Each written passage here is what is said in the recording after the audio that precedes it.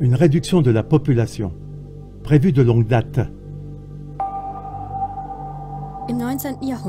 Au XIXe siècle, le thème de l'assistance générale de la population a suscité un intérêt politique et, par la suite, scientifique. En réalité, il ne s'agissait pas d'une véritable assistance, mais de la réduction de la croissance démographique. En 1870, cette évolution a abouti à la scientifisation du social. Ce sont les efforts scientifiques pour créer ou améliorer les structures sociales, appelées plus tard ingénierie sociale. Après 1945, l'ingénierie sociale venue de l'Ouest a joué un rôle nettement plus important, avec des mots-clés tels que surpopulation, réduction de la population ou équilibre démographique. Par exemple, un équilibre du comportement des naissances au sein de la population. Les démographes ont mené une véritable campagne pour diffuser à l'échelle mondiale le contrôle de la population qui a été appelé plus tard planning familial. À l'époque, ce sont surtout les démographes américains qui s'occupaient de la surpopulation. Il s'agissait également des moyens nécessaires pour faire prendre conscience aux décideurs nationaux et internationaux que la population était un problème. En 1974, le Conseil national de sécurité des États-Unis a mené une étude sur le sujet appelé Sunday Memorandum NSS 200. Ce document portait sur la croissance de la population mondiale après la Seconde Guerre mondiale et ses conséquences pour les intérêts des États-Unis. L'étude stipulait entre autres que des mesures visant à réduire le taux de natalité étaient indispensables.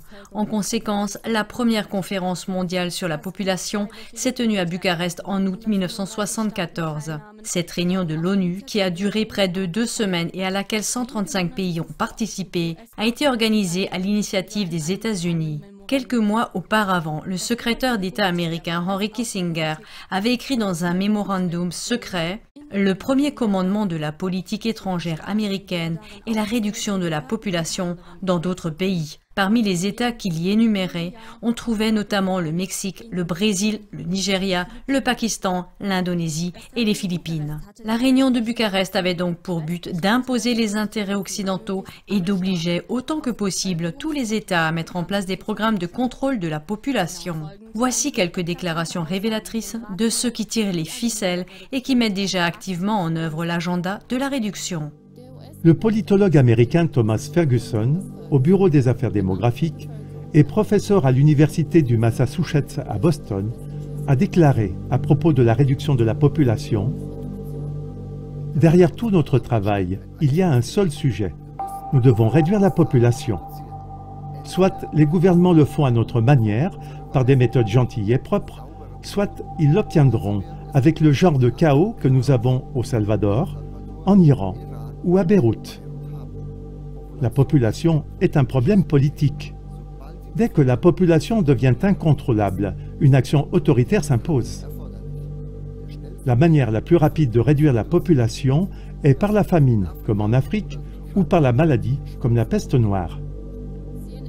En 1996, Ted Turner, fondateur de CNN, a dit au magazine Audubon « Une population mondiale de 250 à 300 millions de personnes, une diminution de 95% serait idéale. » Devenu plus clément avec l'âge, il a avoué en 2008 au Philadelphia World Affairs Council que l'objectif était de réduire la population mondiale à 2 milliards. Dans un discours prononcé en 2010, Bill Gates prônait une réduction drastique de la population.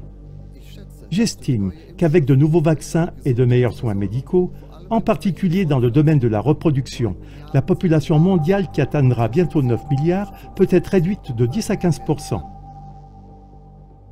L'émission de CLA TV en allemand Bill Gates et le réseau de contrôle de la population donnent des informations détaillées à ce sujet et est vivement recommandée comme complément.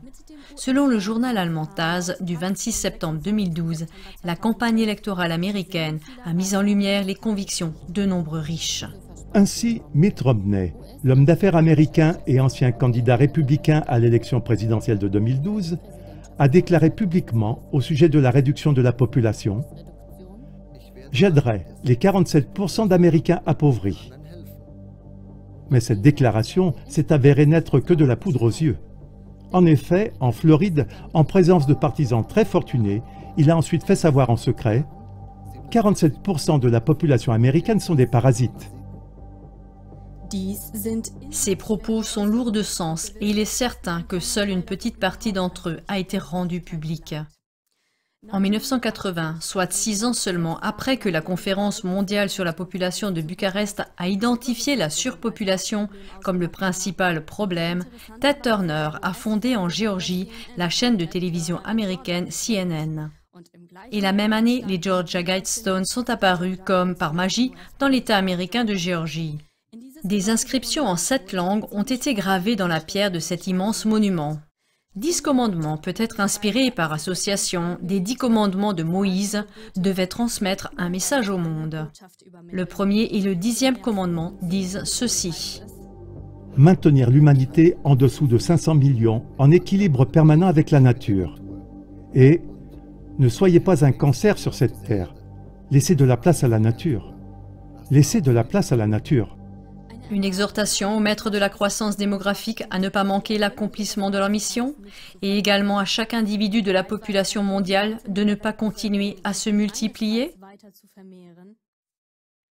En 2022, 42 ans après la construction des Guidestones, le monument a mystérieusement été partiellement détruit du jour au lendemain avant d'être entièrement démoli et emporté quelques jours plus tard. Est-ce une coïncidence ou des preuves ont-elles été détruites? L'origine de ce monument en granit est mystérieuse. En 2014, une dernière petite clé de voûte a été ajoutée et placée juste à côté du nombre 500 000, nombre de la population souhaitée. Cette pierre marquée de l'année 2014 donne lieu à des spéculations. Y a-t-il par exemple un lien avec les atrocités du Maïdan en 2014 qui a fait d'innombrables victimes? Ou même à la pandémie de Covid qui s'est déclarée en 2020?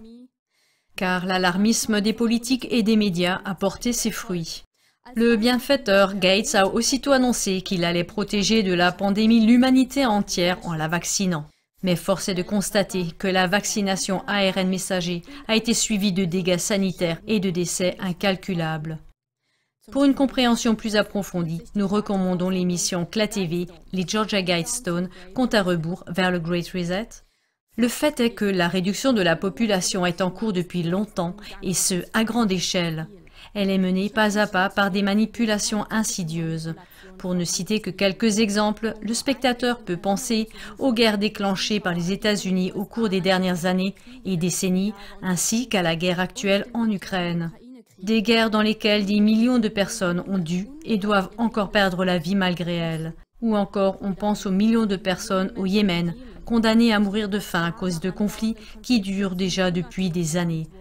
On se souvient des campagnes de vaccination de Gates qui a financé partout en Inde des vaccins contenant des additifs secrets qui empêchaient les grossesses et provoquaient des maladies et des décès en grand nombre.